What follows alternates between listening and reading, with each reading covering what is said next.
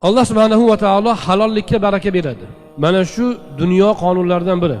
Bunga musulmon amal qiladimi, g'ayridin amal qiladimi farqi yo'q, natijani oladi.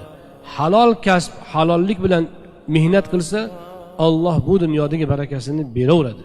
U oxiratdagi savob, unga iymon kerak, oxiratdagi savobga. Lekin bu dunyodagi yaxshi ishning natijasiga iymon shart emas.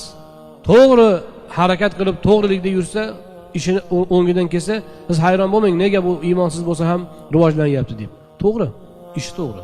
Kelib ishimga rivoj bersin Alloh, duo qiling deysiz. Borib ehson qilasiz, ishim yaxshi bo'lsin deysiz. Yaxshi, lekin hammasidan oldin joyiga qo'yib qo'yish kerak ishni. Aldov bo'lmasligi kerak. Aldov faqat savdoda bo'lmaydi. Oddiy chevarchilikda aldov qilish mumkin. O'tirib siz nozirdan yashirib ishni chala qilyapsiz. Siz vaholanki haqni to'liq olyapsiz.